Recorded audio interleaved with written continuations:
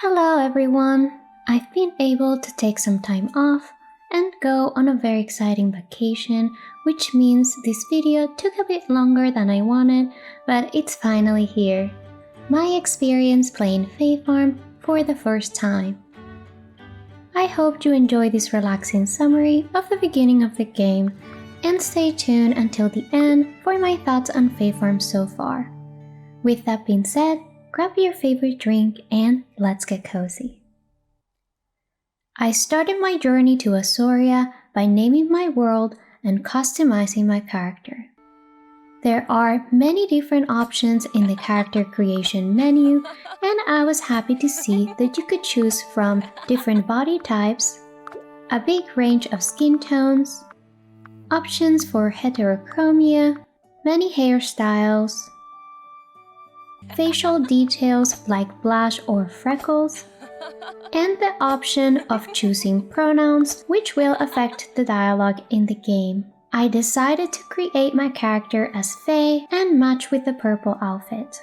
Once I created my character, I ready myself to embark on this long-awaited adventure.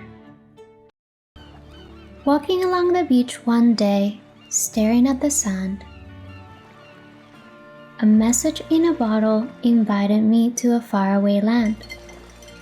The author described an island in need, one like no other, and a home for the brave. It was written so kindly. I set off with adventure in my heart and the wind behind me. The voyage was dangerous and my boat was shattered. I clung to the wreckage, my sail in tatters. Suddenly, the waters calmed, and then I saw it. I had made it to Asoria. Mayor Martie was waiting for me at the docks, and she confessed to be the one to send the message asking for help. She explained that while Asoria is a beautiful place to live in, there have been some small issues in the past years, like the whirlpools surrounding the island, a blizzard in the mountain, a volcano that is threatening to go off, animated junk, and even thorns around town. Even then, I decided to stay. We headed to the plot that was to be my home, where Mayor Martie taught me the basics. I learned how to use my tools, pretty easy since you don't need to switch between them. Learn about the cozy system, which gave me a bigger energy bar, how to cook,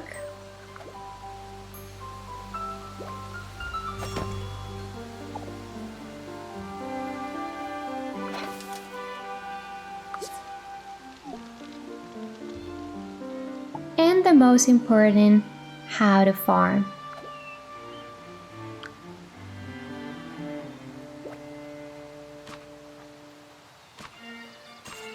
If you mess up like me, don't worry, you can reclaim your materials as well.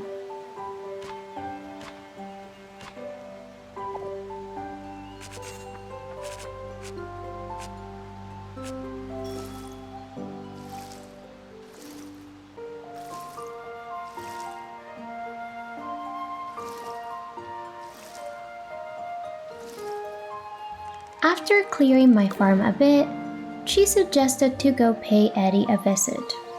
I was a bit overwhelmed looking at the map, but luckily I was able to track Eddie down no problem. Eddie taught me how to fish, and it turns out that I just needed to take my time and be patient. I observed the pattern of the fish and cast my line in a spot I knew they will be looking towards. And as soon as the fish was looking in my direction, I jiggled my bait 3 times and the fish finally bit the line. After that, it was all a matter of time. If the fish was swimming in the opposite direction, I would tap to release my line little by little, and if the fish was swimming in my direction, I would hold the line all the way through and repeat those steps until finally I got the fish.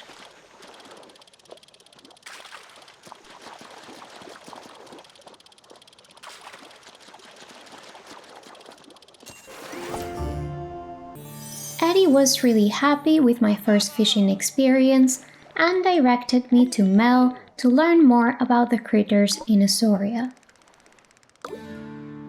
I got a bit distracted along the way with all the different things to investigate and collect, and I found my first scatter recipe. Mel taught me how to use a net to catch bugs, and by that time it was already night. I loved bug catching and decided to focus on that for a bit more. I also discovered these green spheres floating in the air that turned out to be energy boosters.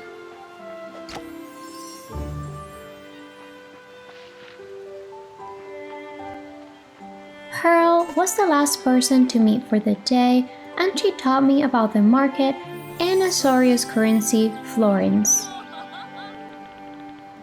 You can see each item's value before adding it to the table, which is super helpful. I decided to sell all my fish and bugs I caught that day, and a bit of my foraging to complete as many tables as possible, but keeping one of each bug to get my collection started.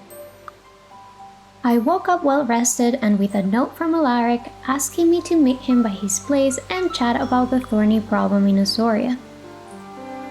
I worked on my farm for a bit first and then headed to meet Alaric.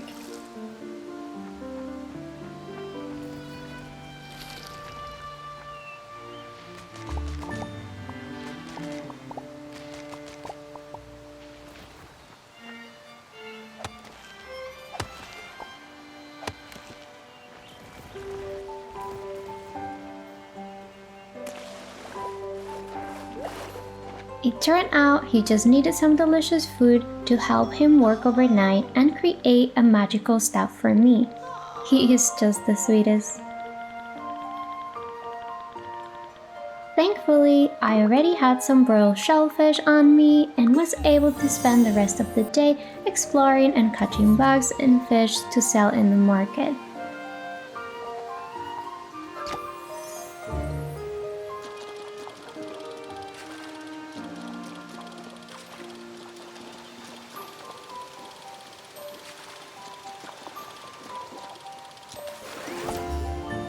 And I made a total of 272 florins that day, not bad at all. On the next day, Alaric and I met where the thorns were the thickest. He presented me with the oddest magical staff I've ever witnessed. The looks can be deceiving, because the thorns began receding. The jumbles should be afraid of my new power. Good-natured Azorians need no longer cower. With my magical staff in hand, I headed to the thorny areas of the map to clear them out and explore some more. The more things I found around the world, the more recipes I unlocked, and it was just so satisfying.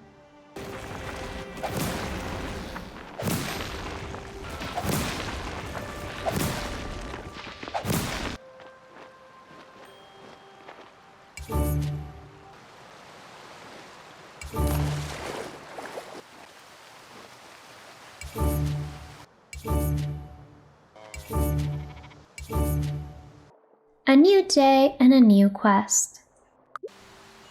Eddie had heard about my help with the thorns and wanted to give me an even bigger task. My turnips were also ready.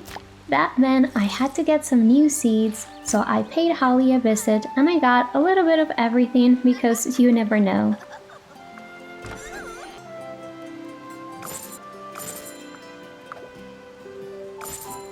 Back on my farm, I realized I didn't have enough materials to craft all the soil beds I wanted, so I headed to see Eddie and collect some more materials at the beach.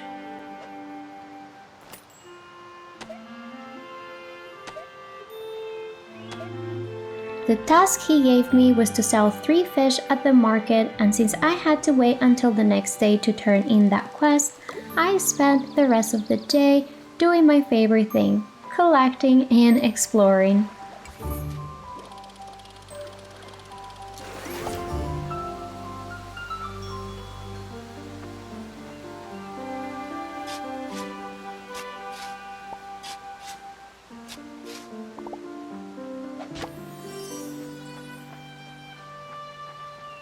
I I came across the spooky mountain and discovered some new forageables. There are even mushrooms in this game.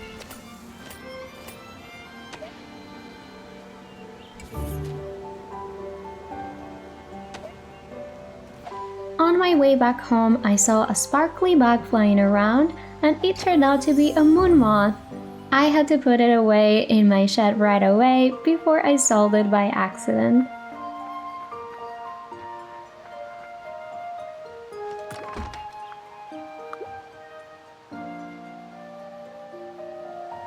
The next day, I went to see Eddie again, and he asked me to go see his sisters and learn how to take care of farm animals.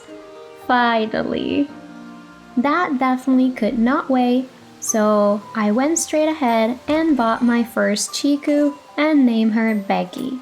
I brought Becky home, and after following Arlene's instructions, I went back for my first cottontail.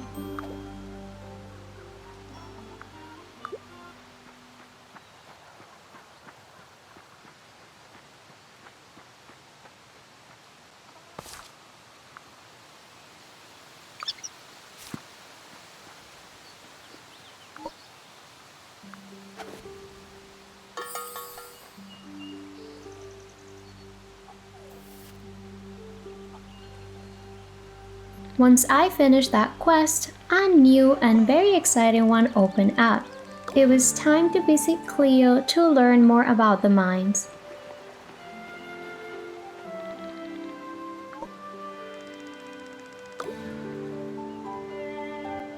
I was able to prepare some food and buy some potions from Vera before the day ended.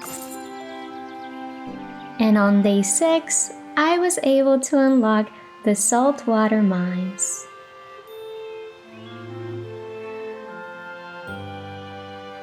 Mining unlocked all sorts of new recipes and new almanac entries, which made it so satisfying and addicting. Around level 4, I started to encounter some jumbles, but I was happy to find that they were easy to defeat with my magical staff and even drop some loot behind. I progressed a bit through the mines, mainly to collect some copper ore for upgrades and copper seals to continue on my adventure. And this is where I decided to take a break for now, so let me tell you what are my first impressions of Fae Farm so far.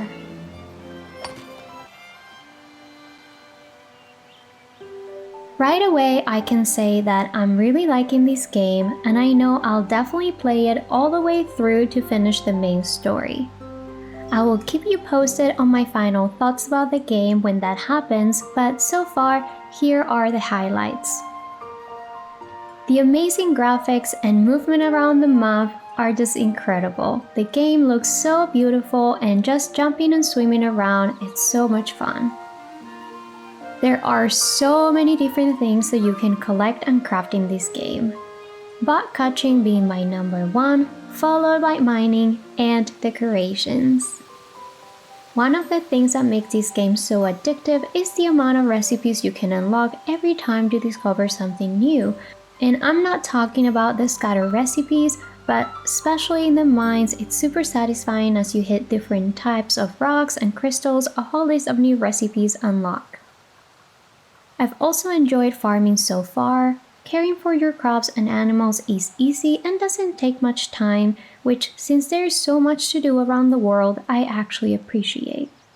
It seems like there's going to be a lot of cooking recipes to unlock and lots of different things that we will be able to make using our crops, which gives farming a purpose. On the downside, the character interactions seem quite simple, and when you talk to the different NPCs, it can be very repetitive. I haven't found a reason so far to focus on the interactions with the NPCs, so it hasn't really bothered me yet, but if dialogue and relationships are important for you, I would definitely keep that in mind. And that is all for my first impressions of Fae Farm. Overall, I'm having a great time, and I can't wait to keep playing and unlock more areas in the map. I am sure I will have more thoughts about the game as I keep going, but for now, I hope you enjoyed this video, and please let me know what other Fae Farm videos you would like to see. I hope you have the coziest day, and see you next time.